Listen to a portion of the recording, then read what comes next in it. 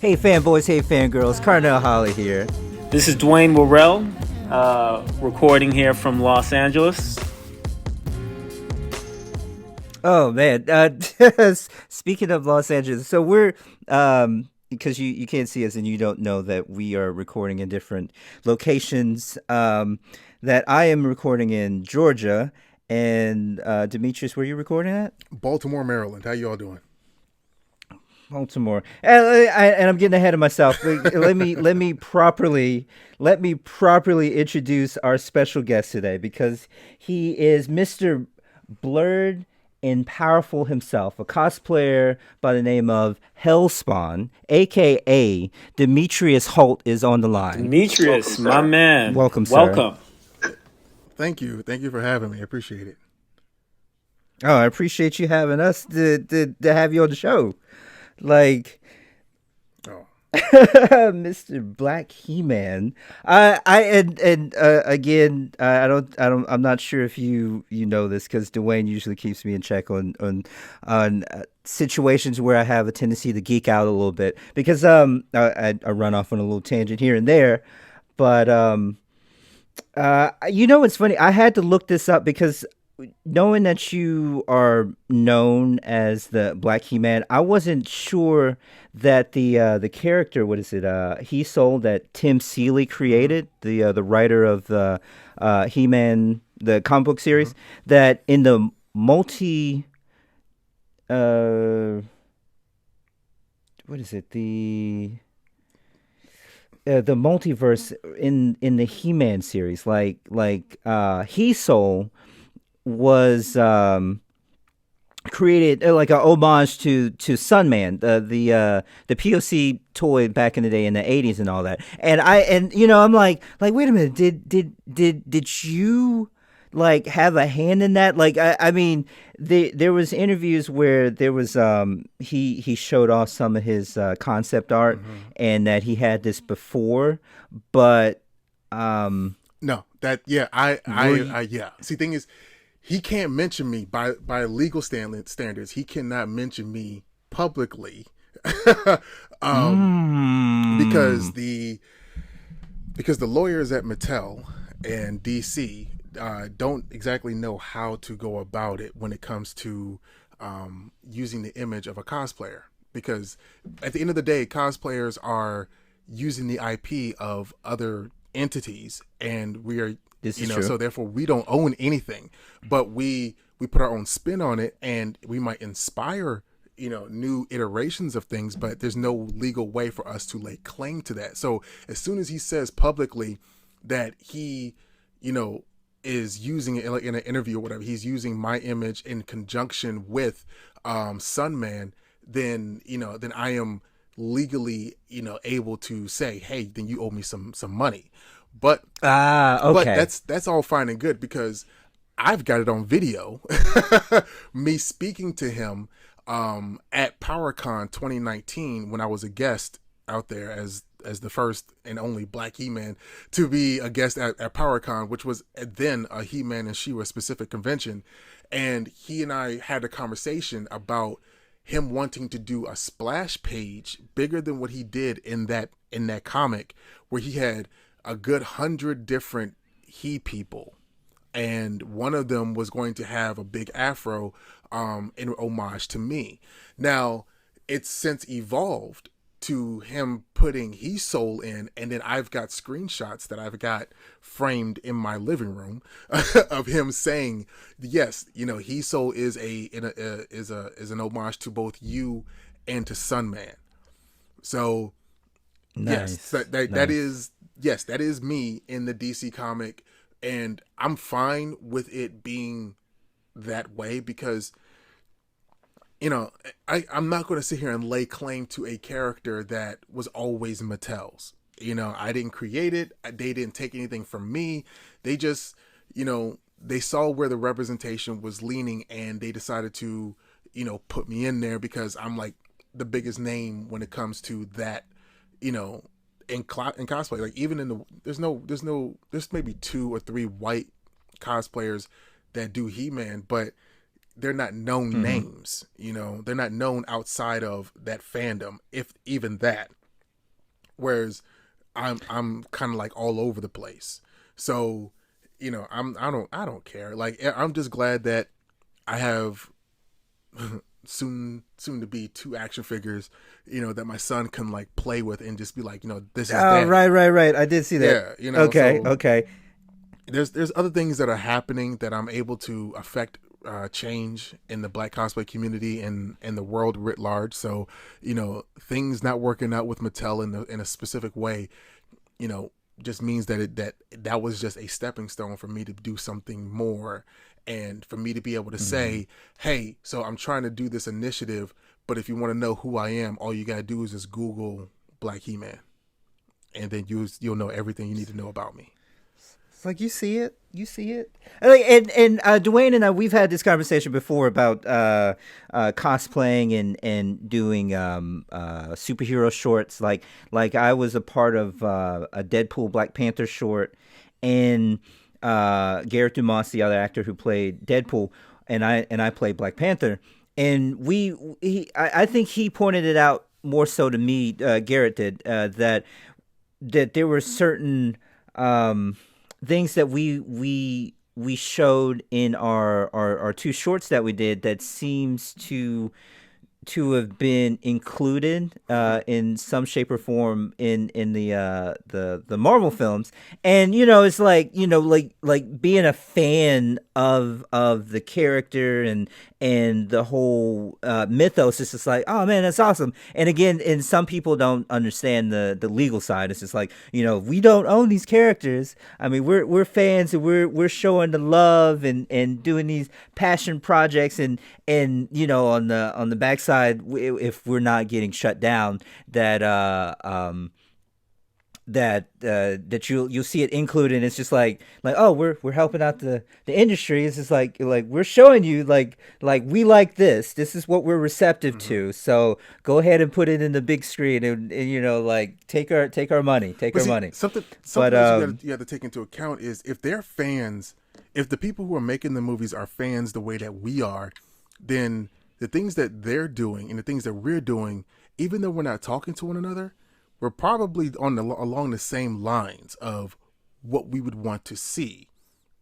You know what I mean? So especially after having such influences like Wesley Snipes' Blade, and then seeing, how they've messed up with X-Men, the Last Stand, where we saw Wolverine get thrown by Colossus, and that was supposed to be the fastball special.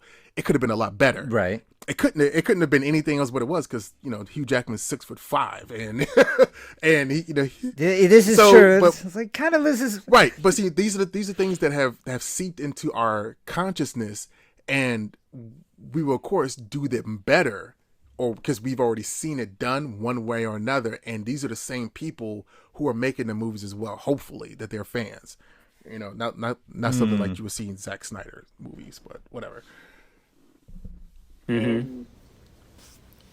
So I know Carnell, and speaking about cosplaying and trying to transition in from cosplay.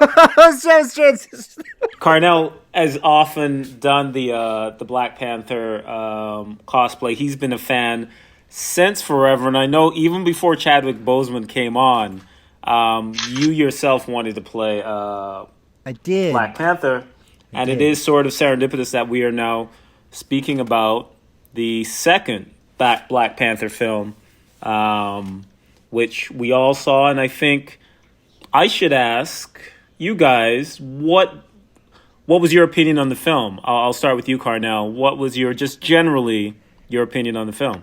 Good, bad, okay? What would you say? Well, shoot. I mean, if you saw my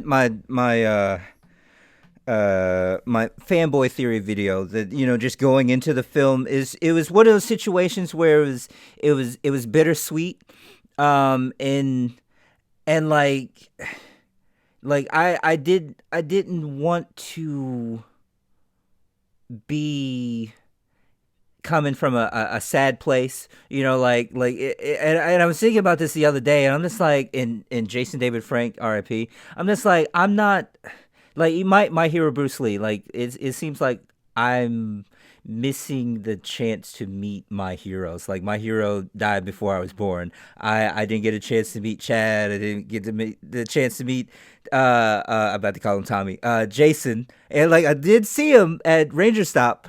But like man, it's like yo, they left a mark, and Chad's presence as far as his representation, the magnitude of this character being seen on screen, and us being seen in a different light. Because I like I said, I spoke to you, Dwayne, before about how I felt about Blade, and which like I like Blade. Blade is he's badass, but I'm just like I felt like if you strip him down, he felt like another representation of an angry black man on screen that's just being badass. You know what I'm saying? He just has vampiric powers, but being able to see different facets of like how we are, it doesn't. I don't want to say seems stereotypical, but just being able to see more of us in different lights, and seeing this regal figure from this fictional African nation. I was like, yo, this is what's up. This is what I want to aspire to be. Like, go back to the motherland and find the roots and stuff, But the film itself was like it checked those boxes again, because the first one had so many to check. It had to reach a certain standard. Like otherwise, if it fell short, we're not gonna get another one.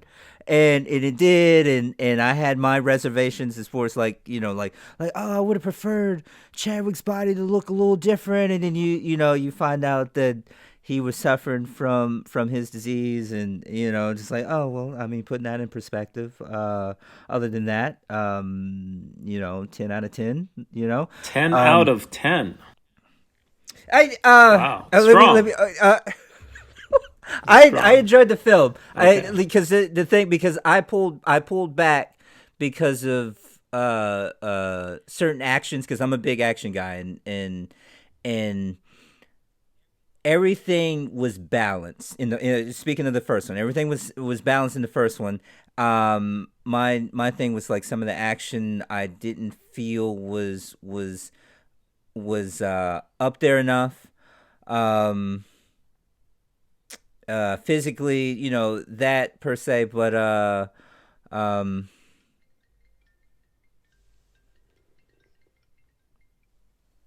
okay, because I was like, wait, is that me? Uh, did I ever? I don't even think we rate. Did we ever rate? I don't. I'm saying 10 out of 10 because it was it messed up. I'm trying not to to retract that. I enjoyed the film. Second one, dang, you put me on the spot, because it feels like Lil Dwayne pops up on my shoulder. It's like there's very few movies that get a 10 out of 10, and just being real at the highest. I think you said you put it like 8 or so. Yeah. Yeah. And real quick, Demetrius, what you'll learn two things real quick. One, Carnell is a lot easier on movies than me. Right. I'm a little harsher on films. He's a little easy on them. The second thing you probably noticed, you may have already noticed it, Carnell's a little long-winded. I keep it just a little brief. bit. I mean, come on now, let's wrap this up. You know what I mean? Like it don't take long to say you like a movie, my dude. Like, come on. I mean, it depends on the movie. You know what I'm saying? I'm just saying. I just want to say how much I love. Listen. Like, I'm not trying to dictate how your show goes, but let me go ahead and get my point out there, because I don't think I'm ever going to. Hey. I mean, he's the guest. You know what I'm saying? All right. So my thing is this: like, I don't rate or look at Marvel movies the same way I look at another movie that I go pay money to go see, because the thing is, if we're looking at it like comic books, like I have a wall of comic books that are tacked to the wall behind me, and they all tell pieces of a grand story.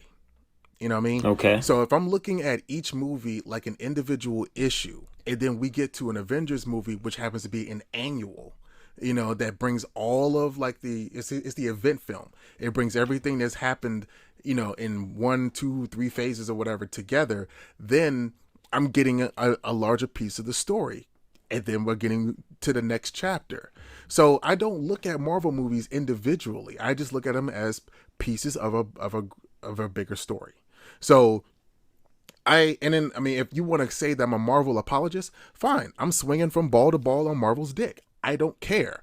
I enjoy the fact that I can see these characters and they're represented with a lot of care and a lot of responsibility, as opposed to something that I've seen growing up from the Fox Marvel movies, where they were just throwing crap together. For everyone that has issues with the MCU and the 4 or 5 movies that were not up to par compared to the other 32 freaking movies. You know what I mean? Like, you all are not taking things into perspective. Marvel has given us like 37 movies and 7 or 8 shows within a 12 to 13 year time period, where WB has had the DC license since 1953, and they've given us what have they given us? They could have had a Justice League back in the early 90s when they had Batman, Michael Keaton, and then you got Linda Carter as Wonder Woman, still kicking, still looking good, and then Christopher Reeve was still walking, but they didn't do that. They waited until 2013, to give us a Justice League movie. They waited till 2017. Well, they only waited till 2017 because they saw how Marvel did it, exactly, and they copied. That's my point. So that's the only reason why it happened. If Marvel didn't do it first, we may have never seen one. Right. And that what sense does that make? Y'all have had the Super Friends. You've had the challenge of the Super Friends. You've had Justice League Unlimited. You had Justice League, and then you had the blueprint from the animated universe that you all created. That was amazing. Everything from Batman the Animated Series to Superman the Animated Series, all the way up to Batman Beyond, and then now Young Justice, has been impeccable. But yet, you can't duplicate that for your movies when you have had some of the best looking people and some of the best actors to do it with. So no, I don't look at Marvel movies the same way people do, because I can't help but to grade on a curve, and so, like, do I like what they've done? I like what they've done. As far as Black Panther, Wakanda Forever, the movie was beautiful. The movie had its moments where, I was crying like in the beginning, and then I was cool, in the middle, and then I was back to crying at the end, and I've never had that question if Marvel was going to pull it off, because they've been pulling it off. You just may not have liked the way that they did it because of the headcanon that you have. Nobody, and to be quite frankly honest, nobody cares what you have in your head. You're going to see what they put out, and you're either going to like it or you're not going to like it, but you're going to continue to go see it. So all these like petitions to recast T'Challa and all this other crap that you're going to boycott something that is made in our image. It may not be made for us because it's a Marvel movie, so of course it's out to being money, but it's made by people who are us, and it reflects us in a respectful way, more so than New Jack City did, more so than the Inkwell, more so than hell, like Boomerang was a great movie to see black people in positions of high power, high influence and stuff, but it was still about a dude messing around. It didn't put us in the regal and powerful light that Black Panther and Wakanda Forever did. So you all need to, so people need to get their heads out their asses for real. Great answer. Very strong answer, Demetrius. And I appreciate that take. So I would say both Carnell and Demetrius have a very positive 10 out of 10-esque, if not 9 out of 10. Now, Demetrius, I am a guy who doesn't hate at all on Black Panther, and I'm a fan of the Black Panther films, though I am a stickler, and I do sort of look at the films in that lens and sort of say, well, what could have been better? What was sort of the shortcoming of the films and everything else? So I'll play devil's advocate here, and my first question here is one of the elements in the film, and either one of you, Carnell, Demetrius, you can speak up on this and Vibranium. say it again. Oh, I mean, you were saying elements, right? Right. Well, one of the elements from the film that I wouldn't say was bad. In fact, I appreciate that they did this. But in speaking to others, and I've heard this argument online as well, but the person that I watched the film with brought it up to me. How do you guys feel about the fact that we had two different diverse peoples fighting with each other in this film? Demetrius,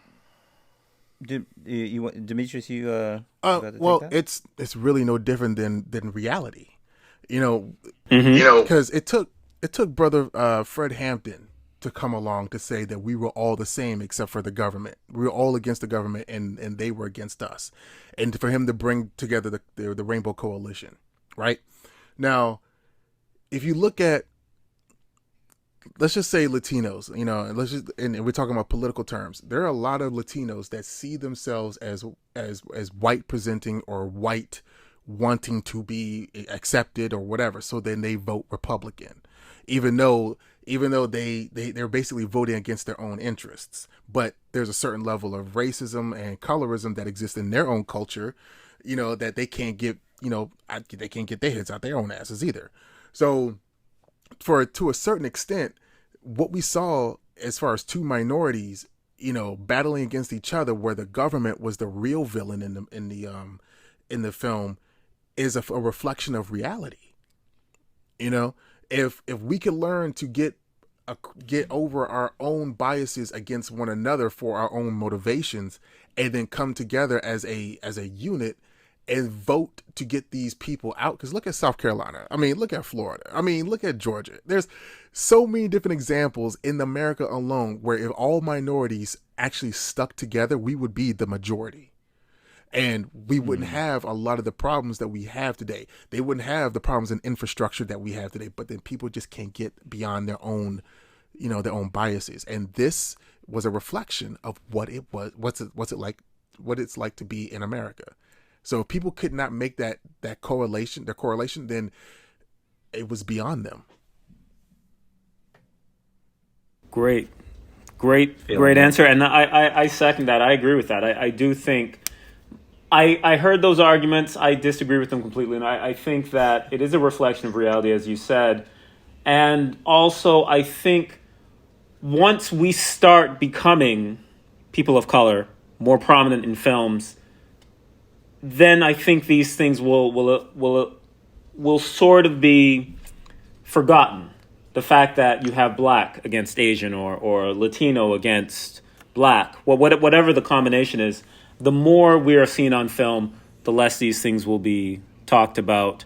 I have a second question for you, Carnell, talking about the new Black Panther. Mm-hmm. Now, do you think they should have gone with a male Black Panther, or do you think their decision was right in going with his sister? Oh, instead of recasting like Rhodey and all that? Right, recasting or going with the character, I can't remember his name. With Shuri? M'Baku? M'Baku, right. I wasn't really feeling the whole M'Baku suggestion. I mean, I think I'm coming from the comics. I mean, I'm trying to think of it's not even his religion off the top. What was it? It's the Dimitri. I think you know this one. The one where Black Panther and M'Baku are brothers, and he got gravely injured doing the trials. I will not say that I am an aficionado of all the comics. Oh, okay. I'm not going to say that I know issue numbers or anything like that, but I would just say that M'Baku celebrates the ape god, not the panther god. So there's no way he would be a Black Panther. That doesn't make any sense. These people don't read anything. I take it with a grain of salt because I'm just I did a good bit of research going into playing the character in the fan film or whatnot. I do recall that it's one where basically T'Challa's like Snake Eyes. His throat gets slashed. I think it's in the Ultimates universe, and so in this one he gets the mutant powers, the healing factor, but he can't speak. In if I'm not mistaken, it is from the Ultimates universe, which is what the MCU is heavily adapted from. But I mean, in the comics, again, I knew about Shuri. I think it was the Doom War. I was aware of that. I mean, it was a natural progression, transition to having Shuri, especially having another strong female representation. I love strong females. So, I mean, I was cool with that. If they did recast, I mean, it was what I mean. It's totally different from Terrence and Don just switching off and you finding out about the whole legal things behind the scenes. But a person that's passed and you're filling these shoes, it's not one of those like, all right, we've already had this era of this actor representing this character. This is in the same era, and you're just coming. I'm like I don't know. I think it was a good call to have Shuri. Agreed. Agreed. I agree. With the I mean, we're doing spoilers, so with the T'Challa, second of his name, was a nice addition to because like again, those that know the relationship between T'Challa and Aurora, we want this black love, and seeing that in the comics, I'm like, yo, we need this. So, wait, what? You're not trying to see Aurora? I'm not trying. I am not trying to see an abusive relationship, sir. That's Mr. Fantastic and Susan. No, it's very much T'Challa and Aurora. They were beating each other's asses, dog. Like that was wait. I like they fought each other with Avengers versus X-Men. Dog, they didn't get along because she was not going to. Dog, she was a very strong woman, but she was never going to be a second fiddle to anybody. So with the way that they were arguing with one another about what was happening within that kingdom, that was not a loving relationship. They had their times, but of course, it's all depending upon who was writing it. But right. Look at, if you look at why y'all guys can't just say Storm, because you got a brother look on the internet trying to figure out who Aurora is. Confuses, you know what I mean? Like I'm trying to. I mean, I'm really trying not to dive so heavily into it because, like, you know, like MCU fans. I mean, y'all getting deep on me. There's the hardcore who know the comics, and then there's me, and then there's me. They're one for one. But I know it's going to be adapted. Yeah, it's going to be adapted. And do we want to see? We were fine not being cast in Game of Thrones because what was that world? All right, that world was not made for black folks, so we don't need to see that. It wasn't. Just like and just like how they rewrote a lot of House of Dragon to have black folks in it, and it means something to the story. They would have to adapt what T'Challa and Storm, their relationship was in the comics, to a point where it won't be something akin to Joker and Harley, because it definitely wasn't going. It would. I know that for sure that it wouldn't be anything remotely like that.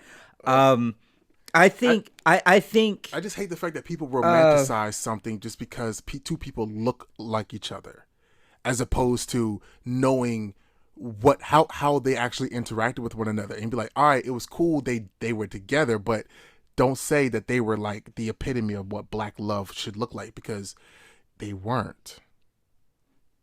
I must have missed some comic books. I was like, wait a minute, because I'm aware of T'Challa being the Playboy. So he's with the whole set up with the Dora Milaje in the comics, that they were wives in waiting just in case if he didn't marry um, somebody else of significance or whatnot, like he could choose from the Dora Milaje. But I don't think that they would include that in the MCU, obviously. But the representation in the knowing that certain things would be adapted, I feel very comfortable that it would be shown in a very good light, especially if Ryan Coogler's at the helm again. That's fair. That's fair. Let's just not romanticize seeing what because like there are very clear panels where they are drop kicking the shit out of each other. And you because I never read all of Avengers versus X-Men. Are you referring to Avengers versus X-Men or just in general? Like, because I don't recall. Okay, listen, because again, the comics span a lot of different stories, a lot of different times or whatever. So you're right. Right. It's not always going to be the core, but it's always going to be an asterisk that they were not compatible and that they did divorce because of Avengers versus X-Men. And so if we're gonna hinge what the relationship was, it's always going to be what caused their divorce and what happened leading up to it. What kind of relationship did they have going into that? Not all how rosy petals and unicorns, farting rainbows, it was at the very beginning. Right. Because the person you're divorcing is not the person that you married. Okay. Well put. Well said. Well said. I see. Okay. Sorry, I got a little real there. I got you. I know a little bit backstory. We like controversy here. We like controversy. And for those listeners who are on my level, evidently Storm's real name is Worrell, and Monroe. Yes, I don't know too much about comic books. Evidently. Learn something today. Next question, Demetrius. How do you think they handled Chadwick's passing in this film? What would you say about it? I believe they was as respectful as possible to the family and to the people he worked with. Okay. I know people, and it's a test. It's funny. It's a catch-22. You want to create characters, or you want to convey characters that will resonate with the audience, that will make the audience feel like, feel feelings that they've never felt before, and they want to hold on to those feelings. So therefore they fall in love with those characters. And like they've been doing a masterful job with all of these Marvel characters, one way or another, and for people to say or feel like they own T'Challa, to the point where they want to see him continue in this iteration, in this version. One, I feel like is very short-sighted, because anybody that they got in the role to replace Chadwick Boseman, who was the one who was endeared to our hearts, was going to fall short. People kept making the argument, well, the representation is what matters. If the representation is what mattered, then you would see that the first Black Panther movie didn't center around T'Challa alone. Those women were the ones that hoisted him out of the snow. You know what I mean? That out of the water. Those women are the ones that got him repowered with the heart-shaped herb. Those women were the ones who held it down for him. And the fact that they're holding it down for him now, or at least for the kingdom now in this movie, and you saying that there's not enough representation of what the strong Black family is, means that you are not paying attention to, one, your own microcosm, two, the story writ large, and three, the fact that there's so many other people out there that need the representation more than your punk ass does, because you don't deserve it. You got these little girls out here. You going hard on them. Keep preaching. Keep preaching. Because you got these little girls out here that are your sisters, that are your daughters, that are your nieces. You know, you got your grandmothers that are talking about, I want to go see Wakanda again. Not, you know, not Wakanda Forever, but you know how black folks change the names of movies. You know what I'm saying? You got these people, you got these women out there that need to be empowered simply because they exist too. You are not the only person that got something from the first Black Panther or from Civil War or from Endgame.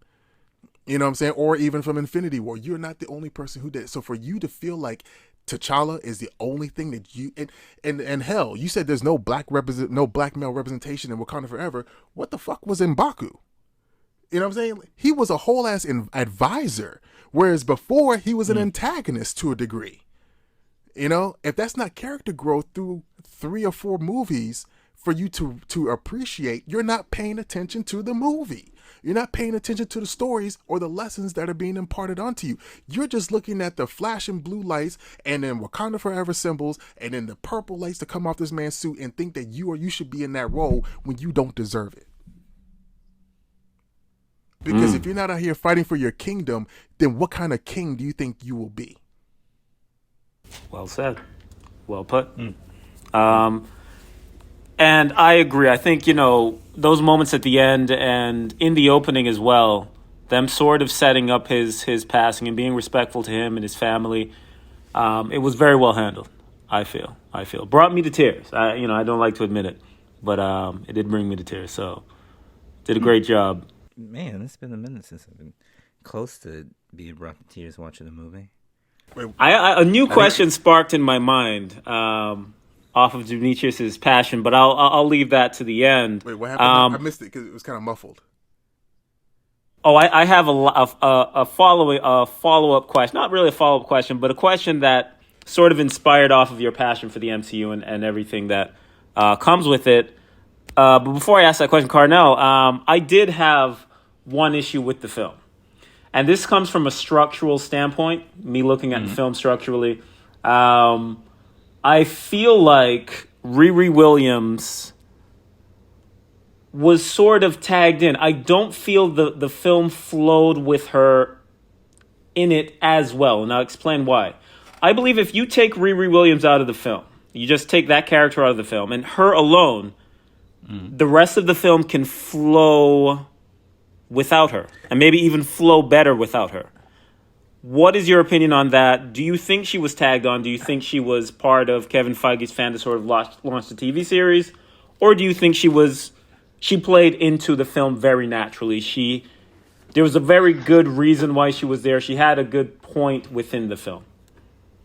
As I'm listening to the question and all these thoughts are coming to my head. So, it's like show business. I feel like it wasn't just tagged on. Okay. Because it's so funny as you were saying it. I feel like Riri was a representation of Black Americans, and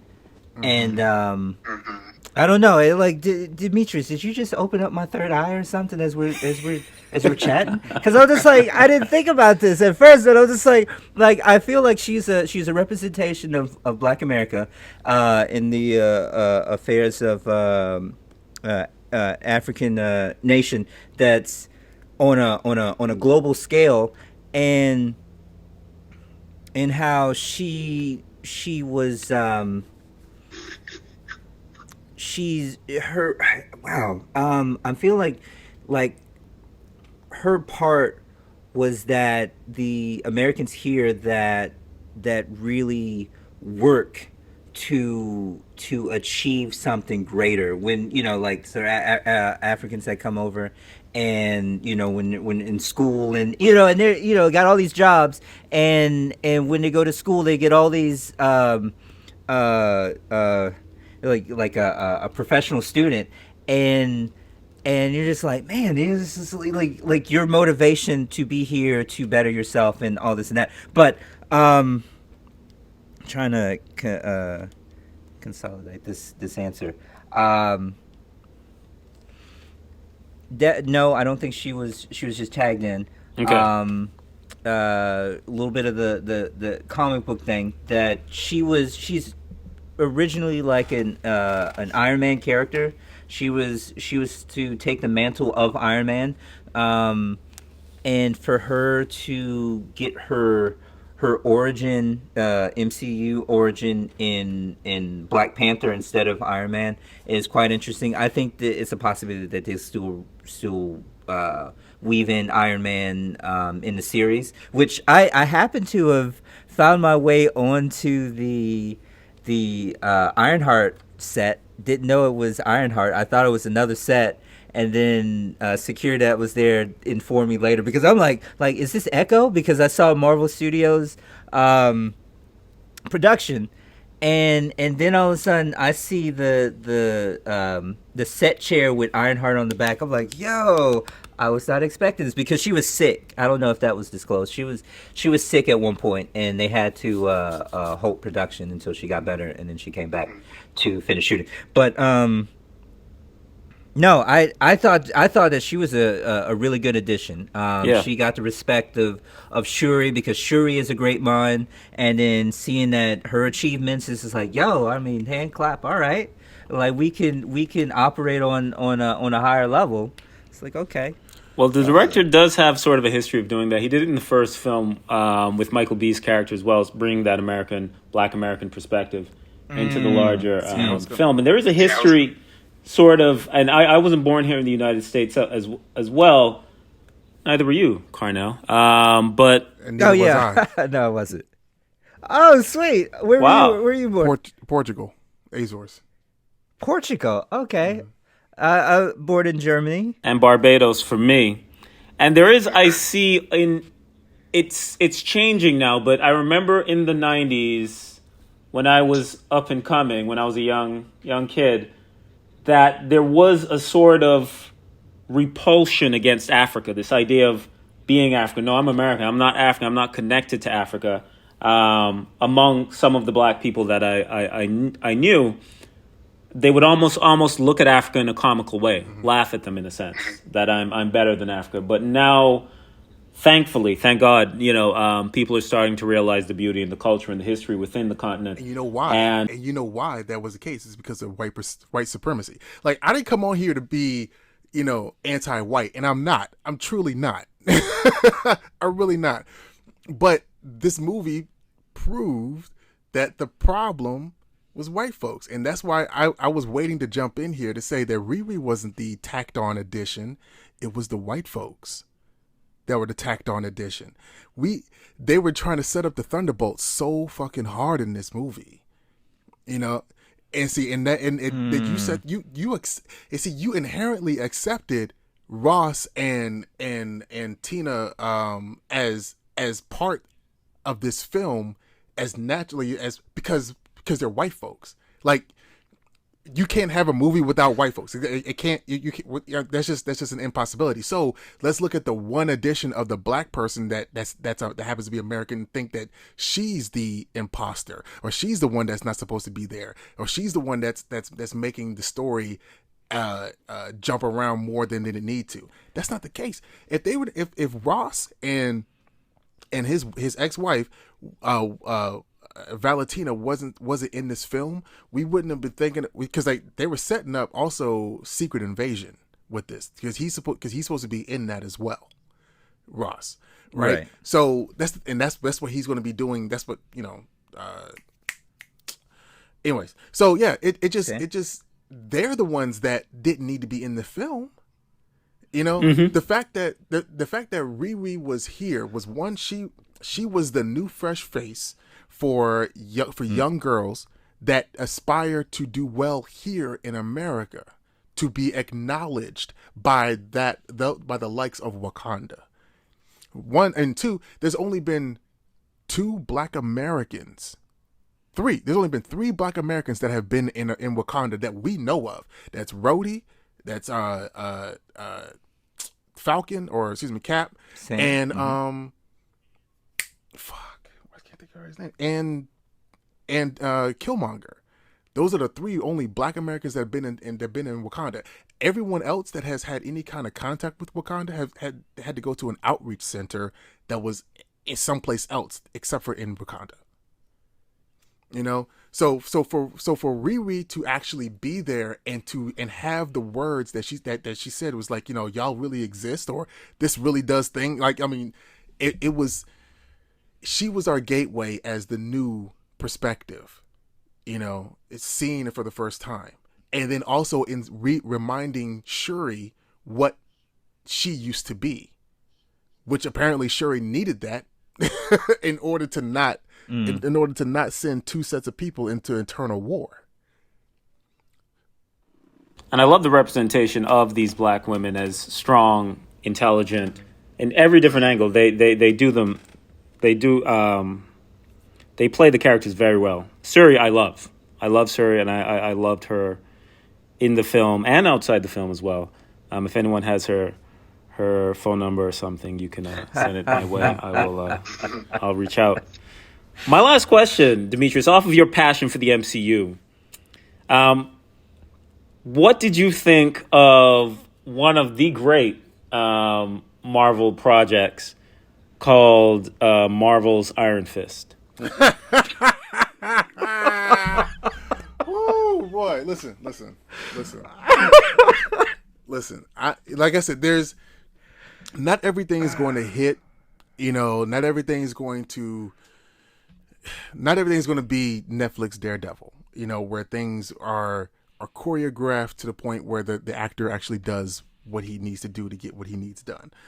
As soon as I heard that boy wanted to do a yoga body as opposed to actually having and lift some weights, and like, I'm like, all right, well, I'll let it.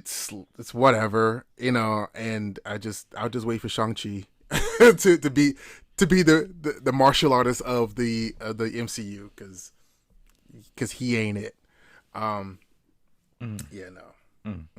Follow-up question on that. By the way, I blame the writers for the Iron. Who wrote that story? Wasn't this like during the writer's strike as well? Oh, it was a little bit after the writer's strike, but yeah, they didn't get the yeah. I'll stop talking about it. I won't go any deeper. That's but funny. The MCU. How long do you think the MCU can last? And this is a question for both of you guys. Can it keep going? Like they oftentimes in the film industry, things go in phases. There's the phase of the cowboy film. We all know that period. But more recently, zombies were a thing for a while. They were really hot, and then they faded. And then it was vampires, Twilight. It was really hot, and it faded. Then it was these YA novels getting adapted. And now the MCU is the thing. They are the big thing, and people are trying to imitate them. DC, obviously, but other people coming up with other TV shows. The Amazon show that the name of it slips my mind at the moment. But they're doing The Boys. Yeah, The Boys, and they have two spin-offs, and they're creating their own universe. How long do you think this phase can last? Do you think it can outlast other genre phases in the film industry? Hasn't it already done that? I mean, it's been 13 years. No, I'm wrong. If we count Blade, or if you can even count Spawn was 1997, Blade was 98, and then from there it kind of took off to 2000 to 2002 to 2003. We've been doing the superhero thing for well into 25 years now. But it wasn't as dominant in the beginning. Now it's completely dominant. Now no one can touch them. In the beginning, you would have a good movie here, a bad movie. It wasn't as consistent. Like, you'd have Spider-Man, and then you'd have bad movie, and then you'd have this. And it was sort of up and down, and no one was really trying to follow that trend completely. But now Sony is creating their own universe outside of. No, I'm just saying, like, you have to, if you want people to go see your movie, make something people want to see. Like, you can't be mad that people want to see superhero films because they make them feel good, or they actually tell a story that's overarching, and you see that people like long form storytelling, and then you be mad and bitch about it. But then yet you're the one that wants to make a movie that's 12 years old now, and then come out with a sequel for it and expect for it to make $2 billion, and then shit on comic book movies for doing what you want to do in one movie that they do consistently throughout the years. James Cameron. But I'm just I thought you were saying Quentin. Quentin said no, yeah. something. Quentin just said that that people don't go see movie stars anymore because the Marvel movies don't create movie stars. Okay, that's right. No, all right. I mean, and I don't Sanchi. really care. That's his opinion is his opinion. Whatever. Let me see what I want to see. As far as the answer to your question, how long this could go, they're setting up the Young Avengers. I have a 3-year-old. I've got plenty of stuff to show him as he grows up that he'll be right on time for when the Young Avengers comes out. And all of us who've been reading comic books or playing with these action figures and stuff since we were little, we're going to go see those movies. They might not make $1 billion anymore, which isn't true because Top Gun made $1 billion, and Avatar is going to be the first film to be in China in the last few years. But it's with the way that the pandemic has changed the world, it's also changed expectations. So if you want people to go see your mid-level, kiss the girls type of thriller movie, then you better make sure that it has some star power in it, and it looks really damn good. But then yet at the same time, you can't be mad that people are not going to the movies when you have prestige television coming to streaming every freaking month. So you people are I don't think people are considering the right things, just like they don't consider the right shit when they're rating these Marvel movies. You have good ass television, or you could just wait till the movie comes to streaming and not risk your life because people want to be stupid and not get vaccinated or not take care of themselves when they go out, so therefore other people get sick, because over 1 million people have died due to COVID. And come to find out, twice the number of Republicans have died than Democrats because of what? Ignorance, stupidity, whatever you want to call it. Bottom line is, it's dangerous out there, and you can't be mad at people for taking their life into consideration more than you and not going to the movies to put themselves out there like that. Yeah, agreed, 100%. Demetrius, I really want to thank you for coming on and talking to us. And Carnell, I appreciate you reaching out and bringing us all together, because no you doubt. got to be that glue that brings people together. I appreciate that. I appreciate the invitation, but let me get something out there real quick. I'm in the middle of campaigning and making sure people know that I am putting together a networking event called Blurred and Powerful, or under a hashtag named Blurred and Powerful, in order to fund and bolster the financial situations for Black-owned conventions. I'm focusing on 5 Black conventions right now, and the event I'm planning is going to happen during San Diego Comic-Con. So it's just a matter of getting high dollar investors out to San Diego so they can see the 130,000 people per day that San Diego does, to see the $18,000 booth fees that these vendors have to pay, and for them to see how the city shuts down for 4 days for this convention for these people, and like the hotel industry, the restaurants, the clubs, everyone caters to San Diego Comic-Con. And then if they can at least try to bring these Black-owned conventions up to that level, not only, at least the level of like Baltimore Comic-Con or New York Comic-Con, they are not only helping the community writ large, but they're also investing in the city itself, because if the city is getting a financial boon things due to all these people coming to this convention, there's so much more that can be done for either community outreach, the infrastructure, or just in general making people feel better than what they have been, because they haven't been able to be around their own folks in a safe space the way that these Black conventions have been able to provide for as long as they have been. So if you happen to look up the hashtag Blurred and Powerful, you will see a lot of me, but people are jumping on it, especially on TikTok, where now, like, as of September 28th, the hashtag did not exist on any social media platform. But as of right now, we're up to, I think, 1.3 million views on TikTok, and over 1,000 posts on Instagram. So please take a look at it. And if you can start sharing and start using the hashtag yourself to build up the awareness of it, then I can show these investors that we have a real support system behind it, and that I'm just not talking at the side of my neck. And where can they find you, Demetrius? On Instagram, you can find me at Hellspawned _cosplay. If you think of like Hellspawn, like Spawn the character, that's how you would spell it. On TikTok, I'm Hellspawned, and the reason why my name is Hellspawned is because I always thought, like, well, if I'm going to be doing this cosplay thing, then I want people to think that I made a deal with the devil, so therefore all of my cosplays are Hellspawned. Right. Okay, I'm trying to remember if I saw a video on that when you mentioned that. I knew it was like Spawn inspired. Yes. And we'll have a link to these things on our podcast as well. So everyone listening, you'll be able to connect there.